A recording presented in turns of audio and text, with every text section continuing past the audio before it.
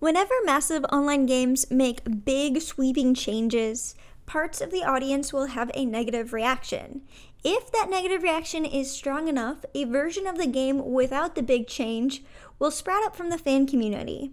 World of Warcraft had Vanilla WoW, and RuneScape even runs previous versions of their game.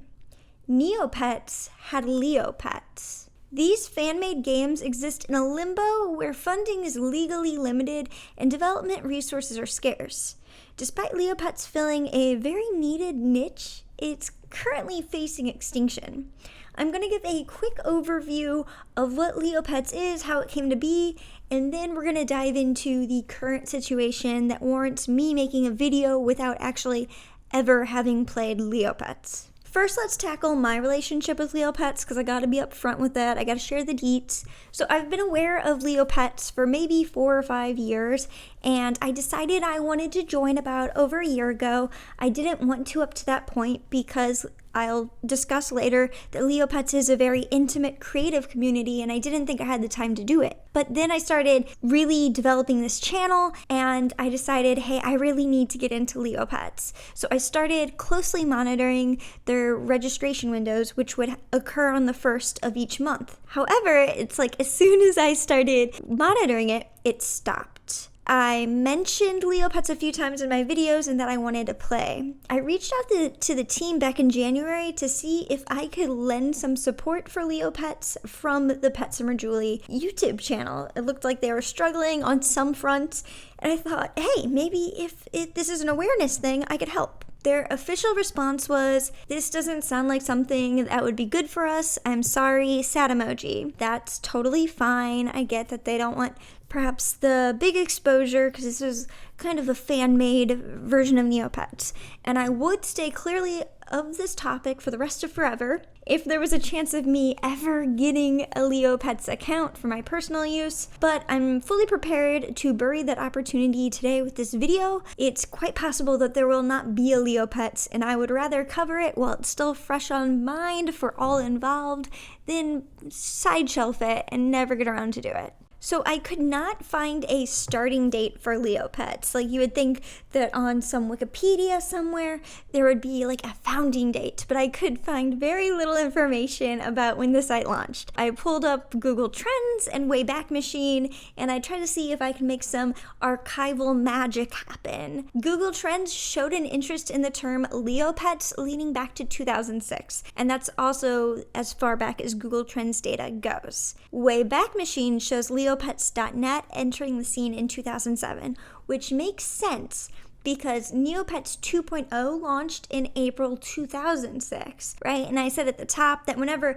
a huge change happens to a website, you see these factions sometimes split off, and if somebody in that faction is creative enough, they'll create their own rival fan-made version, alternate reality of the website, which is very much what Neopets is. What was Neopets? Neopets was purchased by Viacom in 2005. I largely believe that just like the Jumpstart acquisition, it was largely about intellectual property, and Viacom, of course, wanted to protect that intellectual property, right? You have all these great creative assets that you really need to protect. The intellectual property protection from Viacom meant less room for innovation for things like modding the site design. Leopets opened up an opportunity where you could see a separate experience of what Neopets would have been if it would have allowed for a little bit more innovation in a different direction. In its own words, the words of the official Leopets Tumblr, leopets.org is a Neopets fan site dedicated to the old art, old layout, and old vibe of Neopets. It was originally created by Panda in order to improve on her coding skills, but has since evolved into an amazing community. There were more pets per user, there was stronger co-creation between users and admins. So the site was invite only, which fostered a small creative community. It was very intimate. I think the size could have ultimately led to the downfall of Leopets. A neat thing about Leopets is that they allowed users to submit user-made pets and items, and sometimes even allowed users to submit custom species or colors, which is really cool because instead of the limited Neopets species that the Neopets team could develop and support through customization, you now have this open door to anyone who can think of a creative, innovative enough Neopet that is widely accepted to be brought into the official Neopets canon. So what we get from this is a Shanku color, also a Pinata color, and then species like the Varwolf, which was a fake species that Neopets jokingly released, and Neopets said, hey, wait a minute, that's actually a really good one, let's actually release that. And then other species like the Ursabu, which was a bear, and the mouse species, which do I really need to say it, was a mouse. All of the paintbrushes on Neopets, again in their own words, are available in our paintbrush shop for a set price, making the only hurdle of painting your Neopet saving up and then finding the brush in the shop at the right time. For context, at one point it was incredibly expensive to get some Neopets at all. According to Jelly Neo, in 2009, a pirate drake egg was valued at 20 million Neopoints. I can honestly say that's more Neopoints than I've ever owned in my Neopets career. At that time, I would have considered that an impossible goal. And what Neopets did is it innovated the method to achieve that.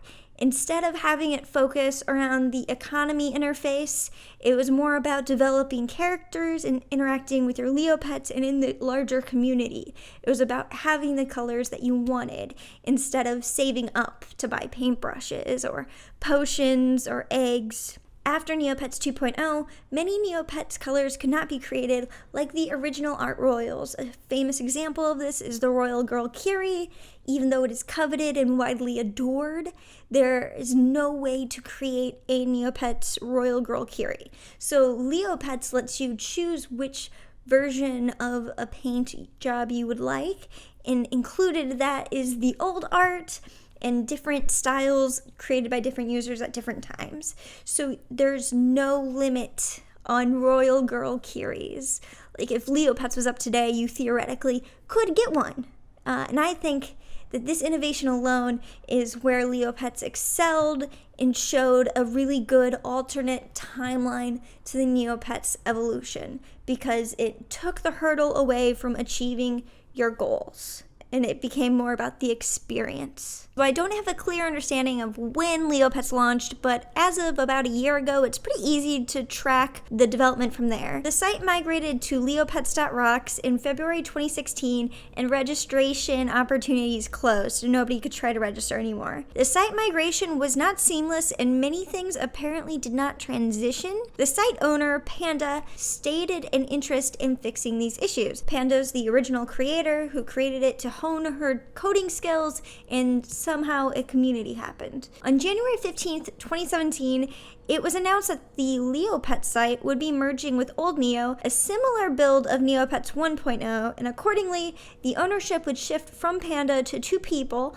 named Lana and Nathan. Old Neo I know very little about. Apparently, it was a game kind of like Neopets that was about the original Neopets experience. The site moved to leopets.net. In early April 2017, the official Neopets social media pages stated that Lana and Nathan would no longer continue trying to fix and relaunch Neopets. And as the situation currently stands on April 24th, 2017, no one can log into Neopets or access their accounts. In short, the current situation is that the original developer, Panda, is now an adult. She's married, has kids, has a job, and recently moved. It was not convenient for her to keep running this site forever. This site was a great area to make money, employ other developers, and keep progress strong. Because when you're a fan site, who's really funding you to hire developers or moderators? Most of these people are volunteers. I mean, volunteers who care a lot. But at the end of the day,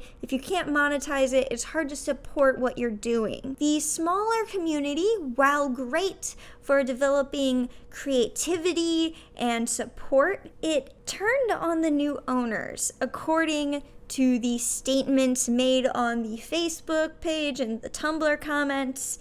And it may have actually been only one person. This is what I would argue the danger of small closed communities. Only the squeaky wheels are heard. So when you have a gated community, then you don't let anybody in for a long time and any kind of stalling to development occurs, there's going to be some unhappy people. Without constant refreshing of new people, you're going to have this small collection of dedicated users, and only the disgruntled ones are going to be vocal.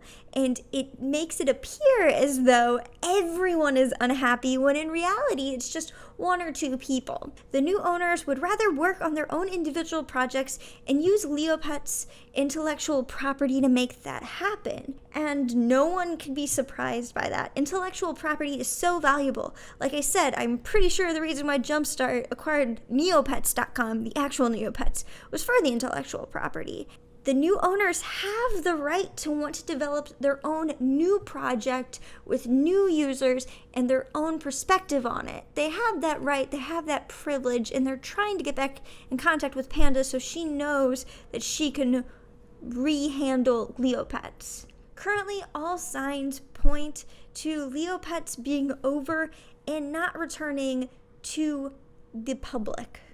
I'm very sorry to see Neopets go. I would have really enjoyed playing it. I really wish that I would have gotten my act together much earlier so I could have played it. Thank you everyone who's offered access to their accounts. A long time ago when I made my last mention to Neopets, many users piped up and said, hey, I don't log in anymore, and I would be happy to let you log into my account and poke around on the site. I'm really sad to see this happen to a community that's been around for so long. Anyways, let me know in the comments how you think about all of this. If you have any information to fill in the blanks where I messed up, please do so. I only have a limited level of visibility to everything that happened here, and I think that you guys could really provide a lot of insight. Thanks for watching, like and subscribe, do all the things.